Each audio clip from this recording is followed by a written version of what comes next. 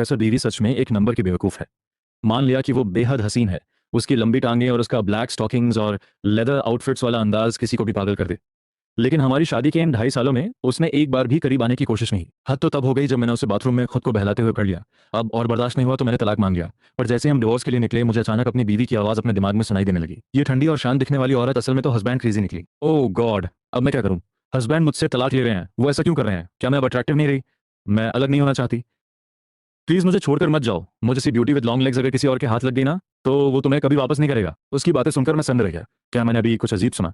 मैंने शक में पीछे मुड़कर देखा, पर वो तो खिड़की के बाहर दिख रही थी। उसके होंठ तो हिल भी नहीं रहे थे। तो क्या ये उसके मन की आवाज़ थी? तभी जो चिंहान को जैसे कुछ महसूस हुआ, उसने मेरी तरफ देखा और अपना माथा पकड़कर ऐसे नाटक किया जैसे उसकी तबीयत खराब हो।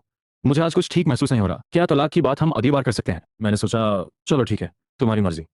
हाँ, प्लीज मान जाओ हस्बैंड, एक बार घर वापस चलो, फिर चाहे ब्लैक स्टॉकिंग्स हो, वाइट हो या फिशनेट। मैं तुम्हारी हर ख्वाहिश पूरी कर दूंगी। अब मुझे यकीन हो गया कि ये पक्का चिंहान के दिल की बात है। मैंने थोड़ा हिचकिचाते हुए कहा, तो क्या आज वापस घर चलें? ये सुनते ही उसकी आंखों में एक चमक आ गई, पर उसने अपने चेहरे पर वही सख्त और बेरुखी वाला मुखौटा चढ़ा लिया और बस धीरे से सिर हिला दिया। मुझे अब ये गुत्थी सुलझानी ही थी कि आखिर चल क्या रहा है, इसलिए मैंने गाड़ी नहीं मोड़ी। जैसे जैसे हम मैरिज रजिस्ट्रेशन ऑफिस के करीब पहुंच रहे थे, उसका दिल जोरों से धड़कने लगा। आखिर उसे रहा नहीं गया और बोल पड़ी, क्या हम वापस घर नहीं जा रहे थे? मैंने गेट की तरफ देखा और अपनी भौहें चढ़ाते हुए कहा, ठीक है, चलो घर चलते हैं। जैसे ही गाड़ी ऑफिस से दूर हुई, उसकी जान में जान आई। पूरे रास्ते वो अपने मन में गाने गा रही थी और मुझे हस्बैंड हस्बैंड बुलाई जा रही थी। वो हाई कोल्ड प्रोफेसर कहाँ गई? ये छोटी बच्ची जैसी हरकतें करने वाली लड़की कौन है? घर पहुंचते ही उसने फिर तबीयत का बहाना बनाया और ऊपर भाग गई। जल्दी से नेट पे चेक करती हूँ कि हस्बैंड को कैसे मनाते हैं, उन्हें क्या पसंद होगा। यार, ये हस्बैंड्स को हमेशा ऐसी ठंडी और शांत लड़कियां ही क्यों पसंद आती हैं? क्या वो मुझ जैसी प्यारी और चुलबुली लड़की से प्यार नहीं कर सकते? पर ये किसने कहा कि मुझे ठंडी लड़कियां पसंद हैं? मुझे तो खुद चिन्हान समझ नहीं आ रही थी। हम 2 साल पहले एक मैच मेकिंग मीटिंग में मिले थे। उस वक्त वो बस विदेश से लौटी थी और मैं अपनी माँ के रोज रोज के तानों से तंग आ चुका था। माँ ने कहा था कि इस लड़की की टांगें तुम्हारी पूरी जिंदगी से भी लंबी हैं। मैंने सोचा था कि बस फॉर्मेलिटी के लिए मिल लूंगा, पर उसे पहली नजर में देखते ही मैं उसका दीवाना हो गया।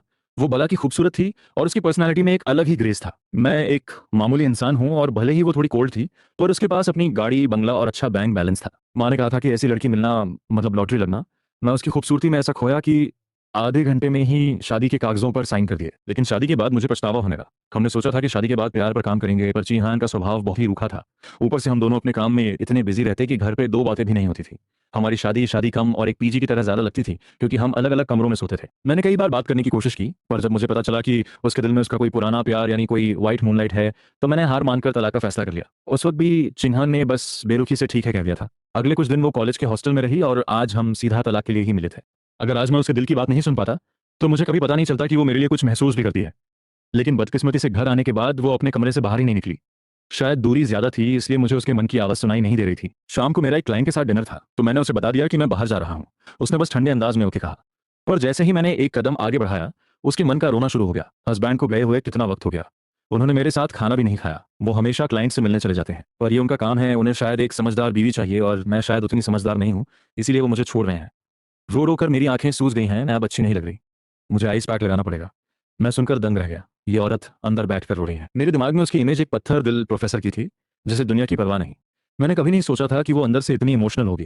क्लाइंट के साथ मीटिंग पहले से तय थी, तो मुझे जा पड़ा और मैं रात को जल्दी लौट आया। शराब के असर और इन सब बातों से मेरा दिमाग चकरा रहा था। मेरा स्वभाव ऐसा है कि मैं चीज़ों को लटकाना पसंद नहीं करता। तलाक से पहले मुझे चिन्हान से खुलकर बात करनी थी।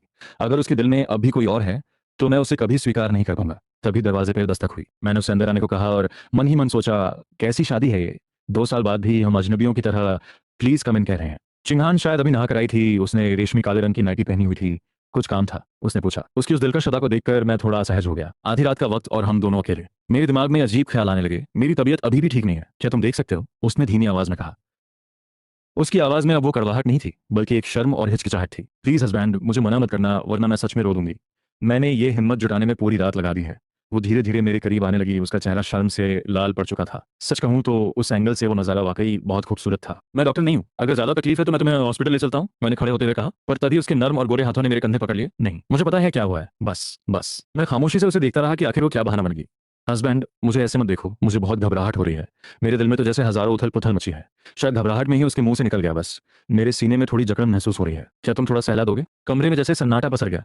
अगले ही पल उसका चेहरा टमाटर जैसा लाल हो गया और वो चुपचाप खड़ी रही। पर उसके मन की चीखें मेरे दिमाग में गूंज रही थीं। क्या तुम्हारे सीने में दर्द है? मैंने पूछा। ना नहीं। वो घबरा गई। उसे अपनी इस बेवकूफी पर गुस्सा आ रहा था कि उसने अपने मन की बात जुबान पर कैसे ला दी। मैं खड़ा होने वाला था कि अगले ही पल उसने मेरा हाथ पकड़कर अपने सीने पर रख दिया। उसने अपने गुलाबी होंठों को दांतों तले दबाया और धीमी आवाज में बोली, यहाँ यहाँ बहुत भारी लग रहा है, अगर तुम थोड़ा मसाज कर दोगे तो अच्छा लगेगा। उसकी आवाज़ अब इतनी धीमी थी कि मुश्किल से सुनाई दे रही थी और उसके मन की मेरे कानों में चिल्ला रही थी। अनजाने में ही मेरा हाथ थोड़ा हिल गया। मैं कसम खाता हूँ ये सिर्फ एक नेचुरल रिएक्शन था। शुरू में मेरा इरादा गलत नहीं था, पर उस एहसास की कोमलता को बर्दाश्त करना नामुमकिन था। जैसे ही मैंने हाथ बढ़ाया, चिन्हान का पूरा शरीर गुलाबी पड़ गया। मैंने पहली बार किसी को गोरे से गुलाबी होते देखा था। अब मेरा ध्यान उसके मन की बातों पर नहीं बल्कि उस पल पर था। हवा में एक अजीब सी कशिश थी। मैं पीछे हटना चाहता था, पर चिन्हान अब रुकने वाली नहीं थी। जैसे ही मैंने उठने की कोशिश की, उसने मुझे रोकने के लिए धक्का दिया, पर शायद उसका संतुलन बिगड़ गया और वो सीधा मेरे ऊपर बिस्तर पर आ गिरी। उसकी रेशमी देह और भीनी भीनी खुशबू मेरे होश उड़ाने के लिए काफी थी। जब मैंने अपनी नजरें उठाई तो नजारा कुछ और ही था। उसकी खुशबू मेरे रोम रोम में बसने लगी थी। कमरे का माहौल अब पूरी तरह बदल चुका था। गर्मी की नाइटी बहुत पतली थी और हमारे बीच की दूरी खत्म हो चुकी थी। हम एक दूसरे की धड़कन और जिस्म की तपिश को साफ महसूस कर सकते थे। हस्बैंड के तो सिक्स पैक एब्स हैं, मैंने पहले गौर नहीं किया था। अगर मैं इन्हें थोड़ा छू लूं तो बुरा तो नहीं लगेगा ना, आखिर उन्होंने भी तो मुझे छुआ है। उसकी बात सुनकर मेरा चेहरा भी लाल पड़ गया। मैंने उसका हाथ पकड़ लिया जो धीरे धीरे नीचे की तरफ बढ़ रहा था। पहले तुम उठो, अब मेरा दम घुट रहा है, मैंने कहा, पर मेरा दिल भी बहुत तेजी से धड़क रहा था। मैंने चिंग हान को देखा। वो पहले से भी ज्यादा लाल हो चुकी थी। बाहर से इतनी शांत और अंदर से इतनी बेबाक। ये विरोधाभास मुझे बहुत प्यारा लगा। जैसे ही मैंने उसे उठने को कहा, वो घबराकर हड़बड़ाते बैठने लगी और बार बार सॉरी कहने लगी। वो हाई कोल्ड प्रोफेसर वाला मुखौटा अब पूरी तरह उतर चुका था। हड़बड़ाहट में उसके हाथ पैर कांपने लगे थे। हस्बैंड के एब्स कितने हार्ड हैं। वो अभी भी ये सोच रही थी। वो उठने की कोशिश कर रही थी, पर उसके हाथ पैर जवाब दे रहे थे। मैंने उसकी कमर को थाम लिया ताकि वो गिर जाए। उसकी कमर इतनी पतली और नर्म थी कि मुझे एक अलग ही एहसास हुआ। पर जैसे ही मेरा हाथ उसकी कमर पर लगा, वो जैसे पत्थर बन गई और अगले ही पल फिर से मुझ पर गिर पड़ी। मैं उसे हैरानी से देखता रह गया। सुनो, मुझे शक हो रहा है कि तुम ये सब जानबूझकर कर रही हो। मेरी आवाज में थोड़ी झुंझलाहट और थोड़ी शरारत थी। चिंगहान कांपती आवाज में बोली, नहीं, मेरी कमर, वो बहुत सेंसिटिव है। मुझे याद आया कि एक बार बाहर खाना खाते वक्त भी जब मैंने उसकी कमर छुई थी तो वो एकदम से सख्त हो गई थी। तब मुझे लगा था कि उसे मेरा छूना पसंद नहीं है, इसलिए मैंने दूरियां बना ली। पर अब समझ आया कि वो नफरत नहीं बल्कि उसकी कमजोरी थी। सारा मामला एक गलतफहमी का था। मैंने उसे गौर से देखा और सोचा, इसे पता है कि ये इसकी कमजोरी है, फिर भी ये मेरे इतने करीब आई। मेरा दिमाग अब और भी तेजी से चलने लगा। आखिरकार मैंने उसे संभाला और बिस्तर के दूसरी तरफ बिठाया। वो एक मासूम गुड़िया की तरह चुपचाप बैठ गई। चलो, अब हमें बात करनी चाहिए। 3 मिनट बाद हम आमने सामने सोफे पर बैठे थे। सिन्हान ने अपनी नाइटी ठीक की और अपना चश्मा पहन लिया। उसका चेहरा फिर से शांत हो गया था, पर वो लाली अभी भी थी। हस्बैंड, मैं प्यार के अलावा और किसी टॉपिक पर बात नहीं करना चाहती। मैं हैरान रह गया। हम 2 साल से शादीशुदा हैं और ये अब ऐसी बातें कर रहे हैं। जब मैंने तलाक की बात की तो तुम तुरंत मान गई थी। क्या तुम्हें नहीं लगता कि हमारी शादी में दिक्कतें थी? उसने बिना किसी भाव के कहा, मुझे नहीं लगता कि कोई दिक्कत थी। तुमने तलाक मांगा और मैं हमेशा तुम्हारी पसंद की इज्जत करती हूँ, इसलिए हाँ कह दिया। और उसके मन में कुछ और ही चल रहा था। हस्बैंड तलाक क्यों चाहते हैं? क्या बाहर कोई और लड़की है? क्या वो मुझसे ज्यादा सुंदर है? क्या वो मुझसे ज्यादा पढ़ी लिखी है? मैं तो बस शांत होने का नाटक कर रही थी, पर शायद मैं उसमें भी फेल हो गई। उसकी ये बातें सुनकर मेरा सिर चकराने लगा। बाहर से इतनी सख्त और अंदर से इतनी चुलबुली। मुझे समझ नहीं आ रहा था कि मैं हंसूं या परेशान हूं। प्लीज अब शांत हो जाओ, मैंने थोड़ा ऊंची आवाज में कहा। अचानक सन्नाटा छा गया। शिहान की आंखों में आंसू आ गए और वो धीरे से बोली, मैं तो कुछ बोल भी नहीं रही। पर उसका मन फिर चिल्लाने लगा। हस्बैंड कितने गुस्से वाले हैं, पर गुस्से में और भी हैंडसम लगते हैं। मन कर रहा है अभी इनके सामने घुटनों पर बैठ जाऊं। मैं फिर से सन्न रहेगा। ये लड़की क्या क्या सोच रही है। उसकी प्रोफेसर वाली इमेज एक ही दिन में मेरे दिमाग में चकनाचूर हो गई। आखिरकार मैंने बात शुरू की और उसे साफ किया कि मेरा किसी और लड़की से कोई चक्कर नहीं है। शादी से पहले हमने कहा था कि अगर 2 साल में हमारे बीच कोई स्पार्क नहीं जागा तो हम अलग हो जाएंगे। मुझे लगा तुम्हें मुझमें कोई इंटरेस्ट नहीं है। ये सुनकर चिंहान का चेहरा और भी ठंडा पड़ गया। तो तुम्हारा मतलब है कि तुम्हारे दिल में मेरे लिए कोई जगह नहीं है? पर उसके मन की आवाज़ कुछ और ही थी। मेरे दिल में तो ऐसी आग लगी है कि मैं जल जाऊंगी, पर हस्बैंड को कुछ महसूस ही नहीं होता। मैं कितनी अनलकी हूँ। मैंने एक ठंडी आह भरी और कहा, मेरे दिल में कोई और नहीं है। मुझे लगा तुम्हें ये रिश्ता बोझ लग रहा है। और मैंने सुना था कि स्कूल टाइम में तुम्हारा कोई क्रश था, कोई सीनियर। उस सीनियर का नाम सुनते ही चिंहान का चेहरा फिर से लाल होने लगा। मुझे लगा मेरी शक सही थी। उसके दिल में अब भी वही है। मेरा दिल बैठने लगा। मैंने कहा, अगर तुम्हारे दिल में अब भी कोई और है तो मैं ये बर्दाश्त नहीं कर पाऊंगा। मैं अपनी बीवी के दिल में किसी और मर्द को नहीं देख सकता। चिंहान ये सुनकर चौंक गई। उसके मन में आया, हस्बैंड, आपको ये क्यों नहीं समझ आता कि वो सीनियर कोई और नहीं, आप ही थे। अब क्या मैं खुद ही सब बता दूं? काश मैंने आज थोड़ी और सेक्सी नाइटी पहनी होती। मैं ये सुनकर दंग रह गया। वो सीनियर मैं था, पर मुझे तो कुछ याद नहीं। मैं अपनी इस प्रोफेसर बी से तलाक लेने जा रहा था, जो दिखने में अप्सरा है पर स्वभाव में पत्थर। पर आज उसके दिल की आवाज सुनकर मेरी दुनिया ही बदल गई। वो खड़ी हुई और उसकी लंबी टांगों की चमक ने मुझे फिर से मदहोश कर दिया। जब तुमने डिवोर्स की बात की तो मैं स्कूल के एक प्रोजेक्ट में फंसी हुई थी, इसलिए ज्यादा रिएक्ट नहीं कर पाई। और वो सीनियर, वो अब बीता हुआ कल है। ये कहते हुए उसने मेरा हाथ पकड़ा। मेरी तबीयत सच में ठीक नहीं है। क्या हम इस बारे में बाद में बात कर सकते हैं? बाहर से वो शांत थी, पर अंदर से कह रही थी, यार मैं अभी सब सच नहीं बता सकती, मेरी इमेज खराब हो जाएगी। सही वक्त का इंतजार करना होगा। मुझे लगा लड़कियों के नखरे कभी खत्म नहीं होते, पर मैंने उसकी बात मानी। मुझे भी आज की बातों को समझने के लिए वक्त चाहिए था। कम से कम मुझे पता था कि वो सीनियर मैं ही था। ठीक है, 3 दिन बाद बात करते हैं, मुझे कल काम से बाहर जाना है, मैंने कहा। और हम दोनों ने फिलहाल शांत रहकर फैसला 00:10:35। मेरी तबीयत आज वाकई ठीक नहीं है। तुम्हारे उस सवाल पर हम बाद में चर्चा कर सकते हैं। तुम्हें क्या लगता है? जो चिंहान की आवाज में एक सलीका और वही पुरानी ठंडक थी, लेकिन उसके मन के अंदर की फुसफुसाहट थमने का नाम नहीं ले रही थी। हाय रब्बा, हस्बैंड, मैं अभी सब सच नहीं बता सकती। अगर अभी बता दिया तो मेरी इमेज का क्या होगा? मुझे सही मौके का इंतजार करना होगा। मुझे लगता है कि लड़कियों के नखरे और ये इमेज वाली बात कभी खत्म नहीं होने वाली। हालांकि मुझे ये सब समझ नहीं आता, फिर भी मैंने उसकी खामोशी की इज्जत की। मुझे भी आज हुई इन अजीबोगरीब चीज़ों को समझने के लिए थोड़ा वक्त चाहिए था। कम से कम अब सुकून इस बात का है कि चिन्हान जिस सीनियर को पसंद करती थी वो कोई और नहीं बल्कि मैं ही था। भले ही मुझे याद नहीं कि मैं उससे कब मिला था। ठीक है, तो क्या हम 3 दिन बाद बात करें? मुझे कल एक जरूरी काम से शहर से बाहर जाना है। मैं चीज़ों को लटकाने वालों में से नहीं हूँ, लेकिन आज चिन्हान बात करने के मूड में नहीं थी और मुझे भी खुद को संभालना था। इसलिए अभी के लिए दूरी बनाना ही बेहतर था। किया, मेरी तबीयत आज वाकई ठीक नहीं है। तुम्हारे उस सवाल पर हम बाद में चर्चा कर सकते हैं। तुम्हें क्या लगता है? जो चिन्हान की आवाज में एक सलीका और वही पुरानी ठंडक थी, लेकिन उसके मन के अंदर की फुसफुसाहट थमने का नाम नहीं ले रही थी। हाय रब्बा, हस्बैंड, मैं अभी सब सच नहीं बता सकती। अगर अभी बता दिया तो मेरी इमेज का क्या होगा? मुझे सही मौके का इंतजार करना होगा। मुझे लगता है कि लड़कियों के नखरे और ये इमेज वाली बात कभी खत्म नहीं होने वाली। हालांकि मुझे ये सब समझ नहीं आता, फिर भी मैंने उसकी खामोशी की इज्जत की। मुझे भी आज हुई इन अजीबोगरीब चीजों को समझने के लिए थोड़ा वक्त चाहिए था। कम से कम अब सुकून इस बात का है कि चिन्हान जिस सीनियर को पसंद करती थी वो कोई और नहीं बल्कि मैं ही था। भले ही मुझे याद नहीं कि मैं उससे कब मिला था। ठीक है, तो क्या हम 3 दिन बाद बात करें? मुझे कल एक जरूरी काम से शहर से बाहर जाना है। मैं चीजों को लटकाने वालों में से नहीं हूँ, लेकिन आज चिन्हान बात करने के मूड में नहीं थी और मुझे भी खुद को संभालना था। इसलिए अभी के लिए दूरी बनाना ही बेहतर था। लानत है, मैंने धीमी आवाज में खुद को कोसा। मैंने घड़ी देखी और फैसला किया कि एक बार फिर से ठंडे पानी से नहा लेना ही बेहतर हुआ। उधर जो चिन्हान अपने बिस्तर पर पागलों की तरह लौट रही थी, उसका पूरा शरीर शर्म से तप रहा था। ओह गॉड, क्या हस्बैंड को पता चल गया है कि मैं उन्हें सालों से छुप छुप कर पसंद करती हूँ?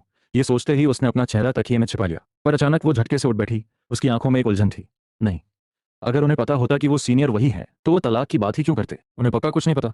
वो काफी देर तक सोचती रही, पर जब कुछ समझ नहीं आया तो वो फिर से तकिए को गले लगाकर बिस्तर पर मजे से लुढ़कने लगी। अगली सुबह मुझे काम के सिलसिले में निकलना था, इसलिए मैं जल्दी उठ गया, पर हैरान रह गया ये देखकर कि जो चिन्हान मुझसे भी पहले उठ चुकी थी। उसने अपना बिना फ्रेम वाला चश्मा पहन रखा था और बाल सलीके से बांधे हुए थे। सफेद शर्ट और काली पैंट में उसकी पतली कमर और लंबी टांगे और भी कयामत ढा रही थी। मेरी आहट सुनकर वो पलटी और किचन से सैंडविच और दूध लेकर बाहर आई। उसने हल्का सा मुस्कुराते हुए कहा, गुड मॉर्निंग, मैंने नाश्ता बना दिया है, साथ में खा ले। उसकी आवाज़ हमेशा की तरह शांत थी, पर अब एक फर्क था। अब मैं उसके दिल की चीखें सुन सकता था। हाय हस्बैंड, इस ब्लैक शर्ट में कितने सेक्सी लग रहे हैं। मेरा तो बुरा हाल हो रहा है। अगर इन्होंने गोल्डन चश्मा पहन लिया ना तो ये बिल्कुल वो शातिर विलेन लगेंगे जिसे हर लड़की प्यार करना चाहती है। उफ, ये मुझे ऐसे क्यों देख रहे हैं? मैं फिर से इनके प्यार में गिर रही हूँ। उसके मन की बातें सुनकर मैं अपनी हंसी दबा नहीं पाया और बस धीरे से मुस्कुराकर कहा, गुड मॉर्निंग, शुक्रिया। मैं किचन की तरफ बढ़ा तो उसके दिमाग में फिर से हंगामा शुरू हो गया। उसकी बातें अब इतनी हॉट और बेबाक थीं कि उन्हें शब्दों में बयान करना मुश्किल था। वैसा न रह गया। बाहर से इतनी शांत दिखने वाली ये लड़की अंदर से इतनी ज्यादा ओपन है। उसने पहले जो ब्लैक स्टॉकिंग्स और फिशनेट की बातें की थी, मुझे लगा था वो बस मजाक है, पर अब मुझे समझ आया कि वो तो बस ट्रेलर था। सच कहूं तो अब मैं भी उन सब चीजों के लिए बेताब होने लगा था। नाश्ता एकदम खामोशी में बीता, पर उसके मन का शोर मेरे लिए किसी एनर्जी ड्रिंक से कम नहीं था। घर से निकलते वक्त मैंने उसे देखा और कहा, मैं जा रहा हूँ। उसके मन में तो विदाई का गम और आंसू थे, पर चेहरे पर वही प्रोफेसर वाला अंदाज। सफर मुबारक हो, उसने बस इतना कहा। मैं अपना बैग उठाकर मुड़ा ही था कि उसने रोक लिया। रुको, तुम्हारी टाई टेढ़ी है। मैं उसे चुपचाप देखने लगा। मुझे पता था कि वो सफेद झूठ बोल रही है। जल्दी हस्बैंड, प्लीज मुझे टाई ठीक करने के लिए कहो, प्लीज। मुझे उस आईने से मत देखो, मैं उस आईने से लाख गुना बेहतर हूँ। मैंने सोचा कि टाई खोल ही दूं, आखिर फ्लाइट में तो वैसे भी ढीली करनी ही थी। पर उसके मन की पुकार सुनकर मैं रुक गया। क्या तुम इसे थोड़ा ठीक कर दोगी? मैं बैग नहीं छोड़ना चाहता। ठीक है, उसने कहा, पर उसकी आवाज में एक अजीब सी बेचैनी थी। वो अपनी घबराहट छिपाने की कोशिश कर रही थी, पर उसकी आंखों की चमक सब कुछ बयां कर रही थी। वो मेरे करीब आई और टाई ठीक करने लगी। सच तो यह था कि टाई बिल्कुल सीधी थी। वो तो बस मेरे करीब आने का बहाना ढूंढ रही थी। बाकी पत्नियों को तो उनके पति जाते वक्त गुड बाय किस और हक देते हैं, मुझे तो बहाने ढूंढने पड़ते हैं। पर कोई बात नहीं, उनके पति मेरे हस्बैंड जितने हैंडसम भी तो नहीं है। हाय, अब 2-3 दिन इन्हें देख नहीं पाऊंगा, मेरा क्या होगा? वो मेरे इतने करीब थी कि उसकी खुशबू मेरे दिमाग पर छाने लगी। मुझे बीती रात के वो सपने याद आने लगे। वो पतली कमर, वो सफेद स्टॉकिंग्स। मेरा बुरा हाल होने लगा। मैंने हल्का सा खांसा और वो थोड़ा झिझकते हुए पीछे हट गई। हो गया, सब ठीक है। उसके उस मासूम और शांत चेहरे को देखकर मैं मुस्कुरा दिया। ठीक है। मैं जाने के लिए मुड़ा, पर उसके मन की सिसकियां सुनकर फिर रुक गया। मेरे वापस आने का इंतजार करना, मैंने कहा। अचानक उसके मन का रोना बंद हो गया और वो खुशी से झूम उठी। हस्बैंड, मुझे किस करो। और बाहर से उसने बस ठंडे अंदाज में ठीक है कहा। मैंने सोच लिया था कि वापस आकर इसकी ये मुंह में कुछ और, मन में कुछ और वाली बीमारी पक्का दूर करूंगा। ये प्रोफेसर वाला मुखौटा उतारना ही होगा। आखिर वो खुद को इतना रोक कर थकती नहीं है क्या? मुझे पहली बार लगा कि ये बिजनेस ट्रिप बहुत बड़ी मुसीबत है। अभी घर से निकला नहीं और वापस आने का मन करने लगा। मैं अपनी उस परफेक्ट प्रोफेसर बीवी से तलाक लेने जा रहा था, जो बाहर से बर्फ जैसी ठंडी और अंदर से ज्वालामुखी है। उधर कॉलेज में जो चिन्हान अपनी लैब में थी। जैसे ही वो अंदर पहुंची, उसके चारों स्टूडेंट्स एकदम सीधे खड़े हो गए। गुड मॉर्निंग प्रोफेसर जो। उसने बस एक हल्का सा सिर हिलाया और उनके डेटा की गलतियां निकालने लगी। वो सुबह से शाम तक लैब में ही रही, एक एक गलती को ठीक करवाते हुए। शाम के 6:30 बज गए थे जब उसकी सहेली के मेम्यून का फोन आया। उसने फोन देखा पर उठाया नहीं और अपने काम में लगी रही। उसके स्टूडेंट्स उसे बड़ी इज्जत और डर से देख रहे थे। जब सारा काम खत्म हो गया तब उसने कहा, ठीक है, अब तुम लोग जा सकते हो। एक लड़की ने हिम्मत करके पूछा, मैम क्या आप हमारे साथ डिनर करेंगी? सामने एक नया रेस्टोरेंट खुला है। सिन्हा ने अपना चश्मा ठीक किया और रुखी आवाज में कहा, नहीं शुक्रिया, बस अगली बार डेटा में इतनी गलतियां मत करना, समझ गए? उसने एक ठंडी मुस्कान दी जो स्टूडेंट्स की जान निकालने के लिए काफी थी। स्टूडेंट्स ने झट से माफी मांगी और वहां से निकल गए। जैसे ही वो लैब से बाहर निकली उसकी हालत ही बदल गई। मर गई भूख के मारे, आज तो बस पार्टी करनी है। और यार फिर से हस्बैंड की याद आ रही है। उधर उसके स्टूडेंट्स बाहर खड़े बातें कर रहे थे। हमारी प्रोफेसर इतनी सुंदर है पर उनसे डर भी उतना ही लगता है। पता नहीं वो घर पर कैसी होती होंगी। जो भी उनके साथ रहता होगा उसकी तो हालत खराब हो जाती होगी। दूसरी तरफ चिन्हान अपनी सहेली की कार में बैठी और मुंह बनाकर बोली, यार मुझे लगता है कोई भी नॉर्मल इंसान मेरे इस ठंडे बर्ताव को बर्दाश्त नहीं कर पाएगा। उसकी सहेली मेंगन कार चलाते हुए बोली, तुम्हारी ये क्यूट और हुस्सैल शक्ल ही काफी है किसी को भी पागल करने के लिए। मेंगन उन चंद लोगों में थी जो चिन्हान के असली रूप को जानते थे। उसी ने चिन्हान को मेरे साथ डेट पर जाने का आइडिया दिया था। शुरुआत तो बहुत अच्छी हुई थी पर अब बात तलाक तक पहुंच गई थी। मैं तलाक नहीं लेना चाहती। चिन्हान की आंखों में आंसू थे। चिंता मत करो, मैं तुम्हें ऐसे हथियार दिलाऊंगी कि तलाक का नाम भी मिट जाएगा, मेंगन ने दावे के साथ कहा। और वो उसे लेकर सीधा एक एडल्ट स्टोर वेस्ट सामग्री की दुकान के सामने जा खड़ी हुई। चिन्हान बाहर से शांत दिख रही थी पर अंदर से उसकी जान निकली जा रही थी। क्या हम सच में अंदर जा रहे हैं? भले ही वो विदेश से पढ़कर आई थी पर उसकी जिंदगी बहुत ही सादी थी। बस कॉलेज, घर और लाइब्रेरी। उसकी पूरी दुनिया बस पढ़ाई थी और जो बचा हुआ वक्त था वो मेरे सोशल मीडिया अकाउंट्स चेक करने में बिताती थी।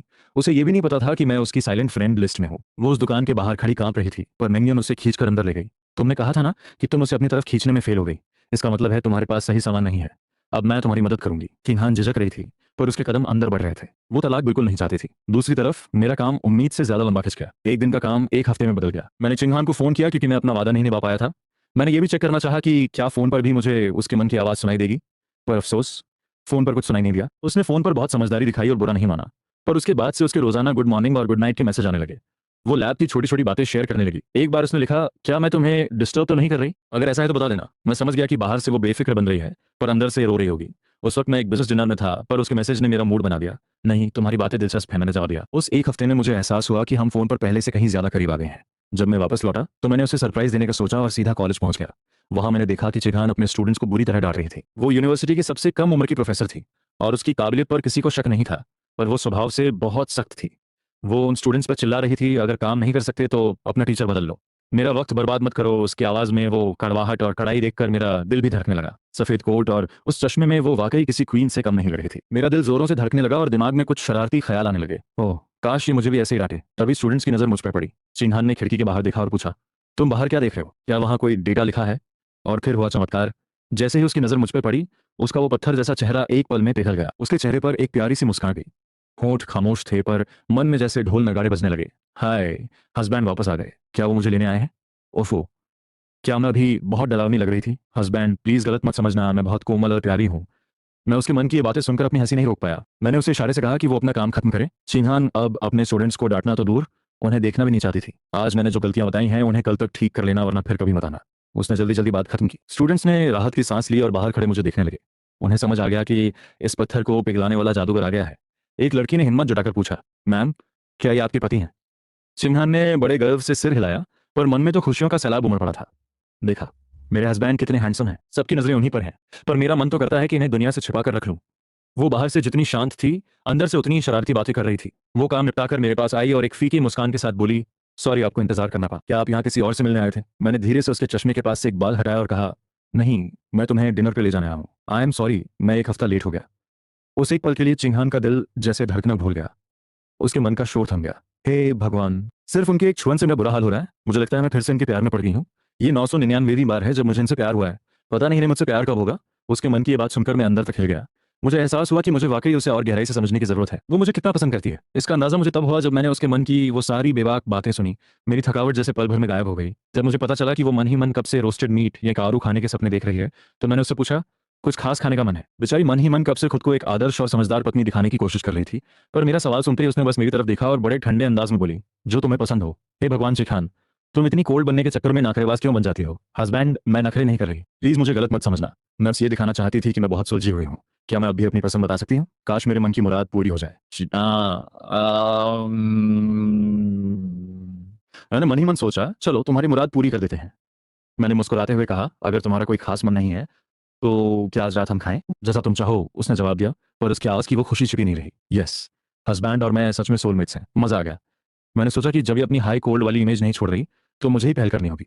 मैंने पूछा, क्या लैब में स्टूडेंट्स ने कुछ गड़बड़ की जिससे तुम परेशान हो? अभी जो लड़की मन ही मन गाना गा रही थी वो अचानक खामोश हो गई। उसने थोड़ी हिचकिचाहट के साथ कहा, बस एक एक्सपेरिमेंट था। मैंने उन्हें सब कुछ सिखा दिया था पर उन्होंने मेरी बात पर शक किया और अपनी मर्जी से स्टेप्स बदल दिए जिससे सारा डेटा गलत हो गया। बोलते बोलते वो घबरा गई। ओह नहीं, क्या हस्बैंड को लगेगा कि मैं बहुत खड़ूस प्रोफेसर हूँ? मैं वैसी नहीं हूँ, मैं बहुत कोमल हूँ। मुझे रिसर्च में कोई खास दिलचस्पी नहीं थी, पर आखिर मेरा परिवार भी तो इसी फील्ड में है। तुम इस बारे में मेरे मम्मी पापा से सलाह क्यों नहीं लेती? उन्होंने बहुत सारे स्टूडेंट्स को पढ़ाया है। मैंने सुझाव दिया।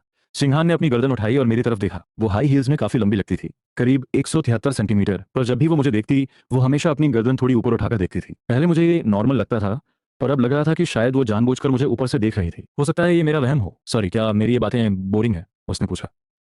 मेरी लाइफ ही ऐसी है, एक्सपेरिमेंट, प्रोजेक्ट्स और फिर बस मेरे हस्बैंड। ये सोचते ही वो थोड़ी उदास हो गई। मैं वाकई बहुत बोरिंग हूँ, इसीलिए हस्बैंड मुझे पसंद नहीं करते। मैंने तुरंत सफाई दी, बोरिंग नहीं है। मैंने मम्मी पापा का नाम इसलिए लिया क्योंकि मैं इस फील्ड का नहीं हूँ और तुम्हें ज्यादा मशवरा नहीं दे सकता, पर वो तुम्हारी मदद कर सकते हैं। अगर तुम चाहो तो मैं उनसे बात करूं। मेरी बात सुनकर उसकी आंखों में वो चमक लौट आई जो मैंने पहले कभी नहीं देखी थी। वो अपनी भावनाओं को छिपाने की कितनी भी कोशिश करे, उसकी आंखें सब सच उगल देती थीं। हमने पास के ही एक मॉल में खाने का फैसला किया। मुझे लगा था कि वहां बहुत भीड़ होगी और इंतजार करना पड़ेगा, पर पहुंचते ही हमें टेबल मिल गई। चिंगहान ने बड़े गर्व से कहा। मैंने रास्ते में ही ऑनलाइन नंबर लगा दिया था। मैंने मुस्कुराकर उसकी तारीफ की। मेरी बीवी कितनी स्मार्ट है, बस इतनी सी बात थी, पर उसके दिल में जैसे खुशियों के पटाखे फूटने लगे। हस्बैंड ने मेरी तारीफ की। उन्होंने मुझे स्मार्ट कहा। उसकी आवाज में वो गर्व साफ झलक रहा था। हमें एक प्राइवेट केबिन जैसा कोना मिला। जब वेटर ने पूछा कि क्या वो हमारी मदद करे, तो चिंघान ने तुरंत मना कर दिया। नहीं शुक्रिया, आज मैं खुद अपने हस्बैंड के लिए खाना बनाऊंगी। पिछली बार जब मैं दूसरे प्रोफेसर के साथ गई थी तो उनके पार्टनर्स उनके लिए कुकिंग कर रहे थे। जो दूसरों के पास है वो मेरे हस्बैंड के पास भी होना चाहिए। मैं दंग रह गया, ये कैसा लॉजिक है? कायदे से तो मुझे उसके लिए कुकिंग करनी चाहिए थी, पर मुझे जल्दी समझ आ गया कि चिन्हान को कुकिंग का कभी नहीं पता। जैसे ही उसका खूबसूरत और गोरा हाथ गर्म तवे से टकराया, उसके मुंह से एक चीख निकल गई। मैंने तुरंत उसका हाथ पकड़ लिया। वो जो अभी दर्द से करा रही थी, मेरा हाथ पकड़ते ही उसका दिल फिर से धड़कने लगा। हाय, हस्बैंड ने मेरा हाथ पकड़ा है। अगर वो मुझे अभी एक किस कर ले तो कितना अच्छा हो। मैंने उसकी उस मासूमियत को अनदेखा किया। चूमना तो दूर की बात थी, मैंने उसके हाथ पर फूंक मारी और पूछा, ज्यादा दर्द हो रहा है क्या? मैं दवाई लेकर आता हूँ। नहीं, मैं ठीक हूँ, वो हकलाते हुए बोली। मेरी आंखों की फिक्र देखकर वो अपनी उस हाई कोल्ड वाली इमेज को भूल चुकी थी। उसकी गोरी त्वचा पर वो जलने का निशान साफ दिख रहा था, जो मुझे बहुत खटक रहा था। उसने धीरे से अपना हाथ छुड़ा लिया। ये इसलिए नहीं कि उसे मेरा छूना पसंद नहीं था, बल्कि इसलिए क्योंकि वो बहुत शर्मा रही थी। मैंने वेटर को बुलाया और दवाई मंगवाई। शायद यहाँ अक्सर लोग खुद को जला लेते थे, इसलिए उनके पास बर्न क्रीम तैयार थी। मैंने बड़े प्यार से उसका हाथ लिया और क्रीम लगाने लगा। वो अब इतनी शर्मा गई थी कि कुछ बोल भी नहीं पा रही थी। मैंने चिमटा उठाया और खुद कुकिंग शुरू कर दी। मुझे काम बखूबी आता था। चिंगहान हैरानी से मुझे देखती रही। ये तो हस्बैंड ने मेरे लिए बनाया है, मेरा तो इसे खाने का मन ही नहीं कर रहा, बस देखती रहूं। मैंने कहा, खाओ, मुझे काम आता है। कॉलेज के दिनों में मैंने एक रेस्टोरेंट में काम किया था। क्या ये वही वक्त था जब प्रोफेसर लिन ने तुम्हें अपनी फील्ड बदलने के लिए कहा था? उसके मुंह से अचानक निकल गया। मैं हैरान रह गया, तुम्हें ये कैसे पता? ये बात बहुत कम लोग जानते हैं। चिंगहान घबरा गई और धीमी आवाज में बोली, मैं तुम्हें सोशल मीडिया पर फॉलो करती थी, पर उस वक्त तो मैं फर्स्ट ईयर में था और तुम तो स्कूल में रही होगी, है ना? मैंने पुरानी यादें कुरेदने की कोशिश की। चिंहान का चेहरा फिर से लाल पड़ गया। उसे लगा था जैसे उसका वो जला हुआ हिस्सा अभी भी तप रहा है। वो बचपन से ही बहुत स्मार्ट थी। हर मुश्किल सवाल का जवाब उसके पास होता था, पर प्यार के मामले में वो हमेशा उलझी रहती थी। वो अपनी असली पहचान छिपाना नहीं चाहती थी, पर उसे डर था कि कहीं मैं उसे नापसंद ना कर दूं। उसके दिल की ये तड़प सुनकर मुझे बहुत हैरानी हुई। ये लड़की सच में मुझसे बहुत प्यार करती थी, पर मैं अब भी सोच रहा था कि हम असल में कब मिले थे। जब मैं विदेश गया तब तुम फर्स्ट ईयर में थी। तभी उसने पूरी हिम्मत जुटाई और कहा, सच तो यह है कि हम विदेश जाने से पहले मिले थे। उस वक्त तुमने मुझे खोई हुई छोटी बच्ची समझ लिया था और पुलिस स्टेशन छोड़ आए थे। मैं सन्न रह गया। क्या वो तुम थी? चिंहान को भी अब शर्म आ रही थी। उस वक्त मेरी हाइट बहुत कम थी, मैं बस 9th क्लास में थी। मैंने आज की इस ग्लैमरस चिंहान को देखा और उस छोटी बच्ची की कल्पना करने की कोशिश की। तुम बहुत छोटी और क्यूट रही होगी, मैंने मुस्कुराते हुए कहा। मुझे कोई बहन नहीं चाहिए थी, पर अगर मैंने तुम्हें पुलिस स्टेशन छोड़ा था तो पक्का तुम बहुत प्यारी रहोगी, वरना मैं किसी के पचड़े में नहीं पड़ता। चिंहान ने मन ही मन कहा। मुझे तुम्हारी बहन नहीं बनना, तुम्हारी बीवी बनना है। मैंने उसकी उस चुप्पी को महसूस किया और माहौल को हल्का करने के लिए पूछा, तो वो सीनियर वाला चक्कर क्या था? चिंहान खिलखिलाकर हंस पड़ी। वो बस एक गलतफहमी थी। मेरा व्हाइट मूनलाइट और मेरा पहला प्यार सिर्फ तुम ही हो। शोर शराबे के बीच भी मुझे उसकी वो धीमी आवाज साफ सुनाई दी। मैंने सिर्फ तुमसे प्यार किया है। वही चेहरा जो पहले इतना रूखा लगता था, आज उसकी आंखों में छिपी वो घबराहट और नमी उसे और भी हसीन बना रही थी। मुझे माफ कर दो, उस वक्त शायद मैं बहुत रूखा रहूंगा, मैंने कहा। सिंघान के दिल का बोझ हल्का हो गया। बस हस्बैंड को ये न लगे कि मैं कोई पागल लड़की हूँ। उसकी ये बात सुनकर मैं फिर से मुस्कुरा दिया। मुझे उसकी इस डबल पर्सनालिटी से अब प्यार होने लगा था। तलाक की बात मैंने इसलिए की थी क्योंकि मुझे लगा तुम्हारे दिल में कोई और है, पर अब जब सब साफ है, क्या तुम मुझे एक मौका और दोगी? 2 साल की इस शादी को मैं एक और मौका देना चाहता था। मुझे लगा था कि मुझे फिर कभी कोई ऐसी लड़की नहीं मिलेगी जो मुझे पसंद आए, पर चिंघान का ये अंदाज, ये सीक्रेट प्यार मुझे उसका दीवाना बना रहा था। कौन होगा जिसे ऐसी क्यूट और हॉट बीवी पसंद नहीं आएगी? चिंघान के चेहरे पर हैरानी थी, पर मन में खुशियों की लहरें। क्या हम सच में फिर से शुरू कर सकते हैं? उसने बाहर से शांत रहकर पूछा। मैंने मुस्कुराकर कहा, हाँ, एक नॉर्मल कपल की तरह डेटिंग से शुरुआत करेंगे। पर शुरुआत कैसे होगी? उसने पूछा। मैंने कहा, जैसे आम लड़के लड़कियां मिलते हैं, और अगर तुम्हें जल्दी लग रहा है तो हम पहले दोस्त भी बन सकते हैं। जल्दी? बिल्कुल नहीं, हम तो सीधा फास्ट ट्रैक पर चल सकते हैं। उसका मन कह रहा था, मैं अपने हस्बैंड के साथ डेट पर जाऊंगी। मैं बहुत खुश हूँ। मैंने उसकी चमकती आंखों को देखा और कहा, वैसे तुमने अपनी सहेली से जो मेरी पसंद के बारे में पूछा था, वो थोड़ा गलत था। मुझे वो कोल्ड और सोबर लड़कियां पसंद नहीं है, वो तो बस एक बहाना था। ये सुनकर चिन्हान की आंखें फटी की फटी रह गई। उसे लगा जैसे उसका सबसे बड़ा राज खुल गया हो। तो तुम्हें कैसी लड़कियां पसंद है? उसने कांपती आवाज में पूछा। मैंने मुस्कुराकर कहा, अब तक तो पता नहीं था, पर अब लग रहा है कि मुझे तुम पसंद हो। क्यों ना तुम अपनी असली पहचान में रहो। आखिर हमें पूरी जिंदगी साथ बितानी है। घर लौटते वक्त उसके दिमाग में बस एक ही बात थी, उसे सब पता चल गया। उसे पता है कि मैं नाटक कर रही थी। मैं कितनी बड़ी बेवकूफ़ हूँ। कार में सन्नाटा था, पर मेरे चेहरे की मुस्कान सब कुछ कह रही थी। मैं उसके असली रूप का इंतजार कर रहा था। घर पहुंचकर जब हम अपने कमरों की तरफ बढ़ रहे थे, उसने मुझे रोका। मैं सच में नाटक नहीं कर रही थी। स्टूडेंट्स के सामने मैं वैसे ही हूँ।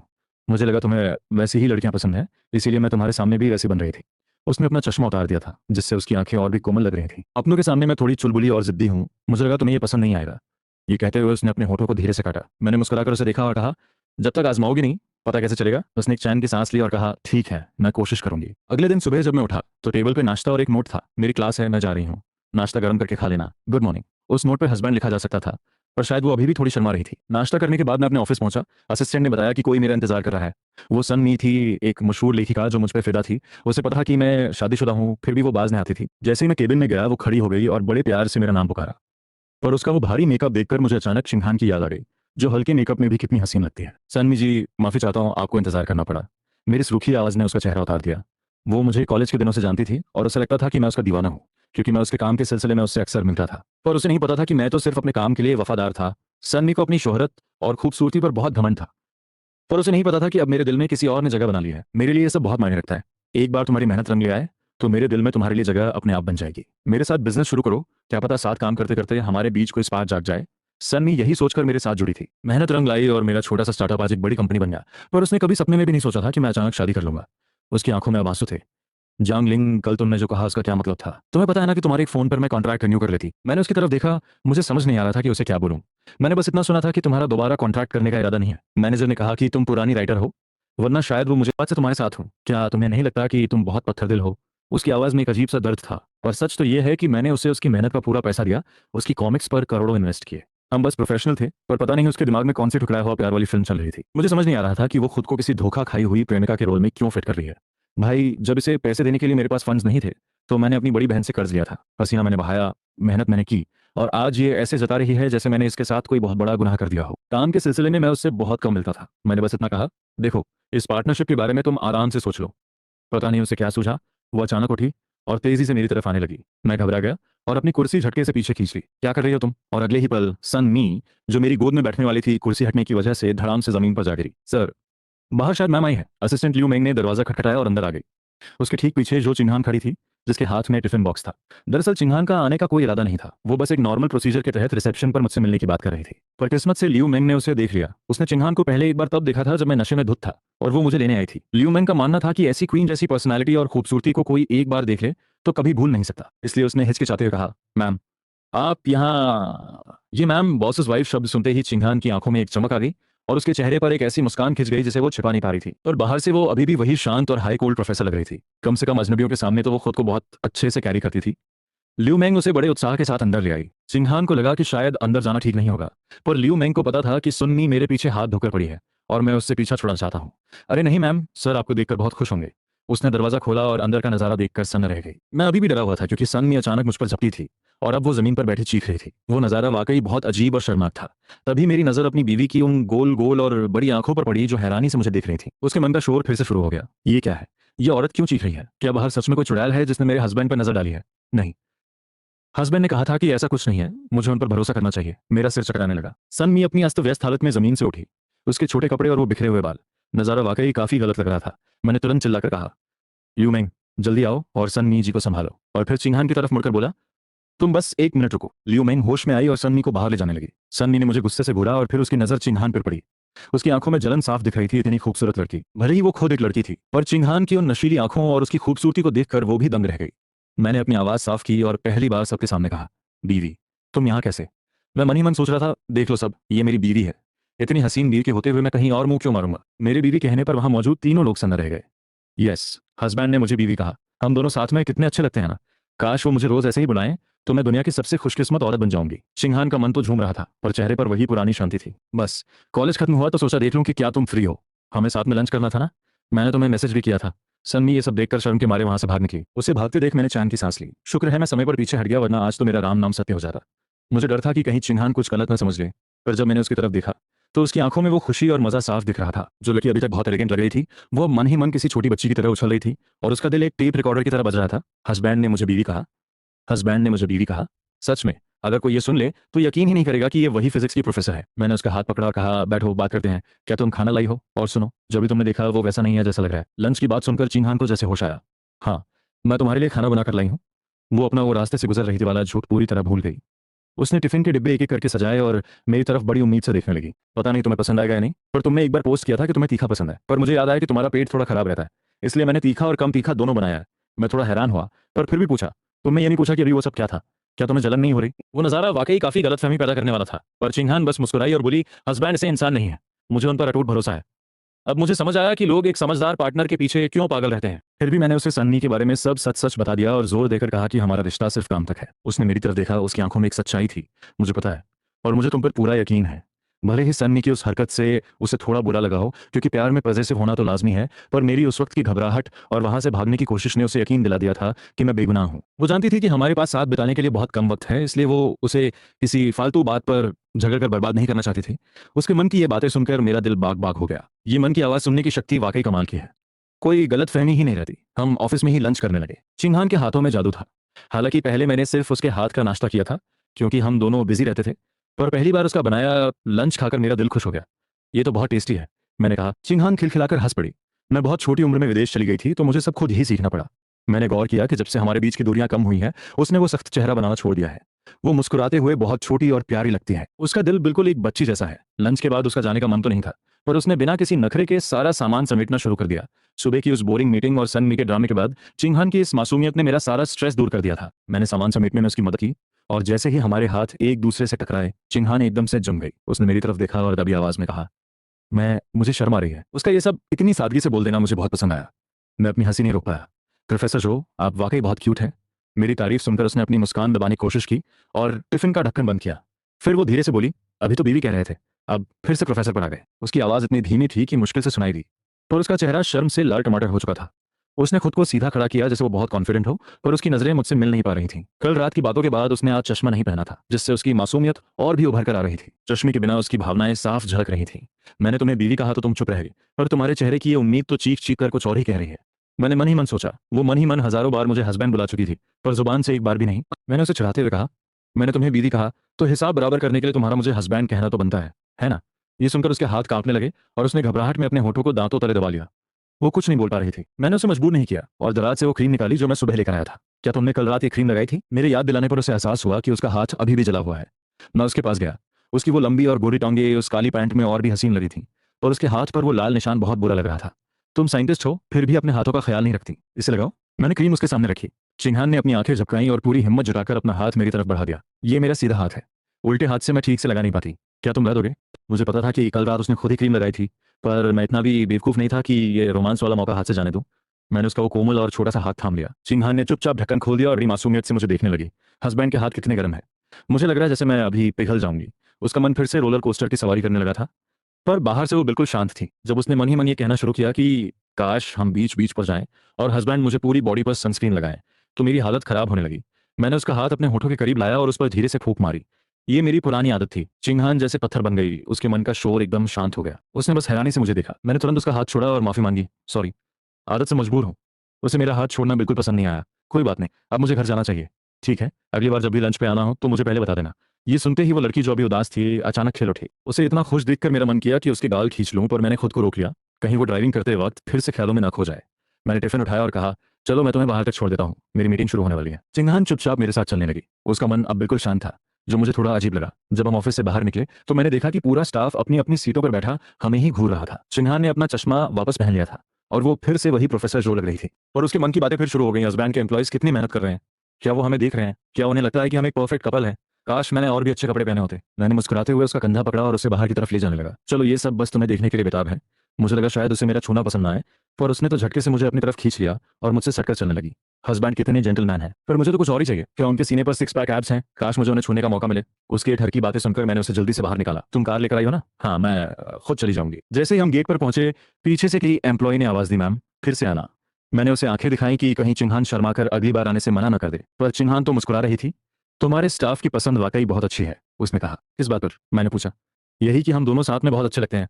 इतना कहकर वो अपनी कार की तरफ भाग गई। यस, मैंने फिर से हस्बैंड को इम्प्रेस कर दिया। मैंने मुस्कुराते हुए उससे पूछा, तो क्या मैम रोज आएंगी? उसका मन तो चिल्ला चिल्ला कर हाँ हाँ हाँ कह रहा था, पर जुबान से बस इतना निकला, मैं कोशिश करूंगी।